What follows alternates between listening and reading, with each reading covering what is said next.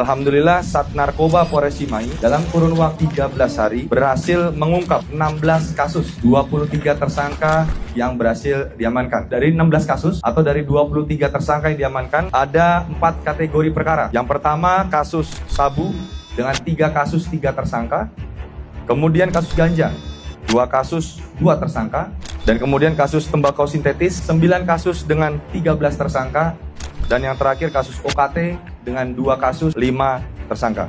Bila mana dirupiahkan itu mencapai angka 500 juta rupiah, dan setidaknya berhasil menyelamatkan kurang lebih 25.000 jiwa masyarakat yang ada mungkin di wilayah hukum Polres Cimahi, baik di Kota Cimahi, Kabupaten Bandung Barat, Kota Bandung maupun Kecamatan Margasi di Kabupaten Bandung. Dari 16 kasus yang diamankan, itu ada beberapa pasal yang diterapkan. Pasal 111 ayat 1, kemudian pasal 112 ayat 1 dan 2, kemudian pasal 114 ayat 1 dan 2, Undang-Undang Nomor 35 Tahun 2009 tentang narkotika, dan pasal 132 ayat 1, pasal 435 pasal 138 ayat 2 Undang-Undang Nomor 17 Tahun 2023 tentang kesehatan. Ancaman penjara, pidana penjara seumur hidup atau minimal 4 tahun pidana penjara. Ada beberapa kasus yang masuk dalam kategori menonjol.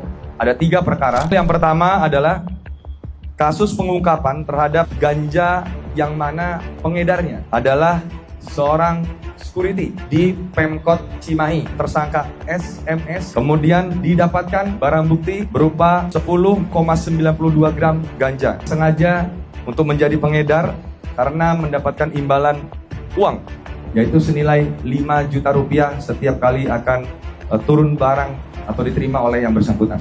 Kemudian yang kedua adalah kasus pengungkapan bom industri tembakau sintetis, di mana terhadap tersangka yang diamankan adalah tersangka FAF di daerah Batu Jajar. Tersangka diamankan di rumahnya, yang mana tersangka memproduksi dari bahan yang belum atau bahan bakunya dengan rumus yang sudah diketahui, akhirnya jadilah bahan tembakau sintetis, yang mana dari tersangka FAF itu berhasil diamankan kurang lebih 33,40 gram tembakau sintetis dan juga bahan cairnya tembakau sintetis 40 ml. Tersangka sengaja melakukan ini terkait dengan karena keuntungan nilai rupiah yang besar sebesar 1 juta sampai 3 juta setiap kali penjualan. Yang ketiga, kegiatan operasi pengungkapan oleh 2 fungsi, Sat Narkoba dan Satreskrim Polres Cimahi, mendatangi sebuah lokasi di daerah Desa Galanggang Batu Jajar, Kabupaten Bandung Barat. Diamankan, yaitu adalah tersangka FN, tersangka MAP, tersangka RM, dan tersangka AF. Dan ditemukan barang bukti 4 buah CPU dan 6 buah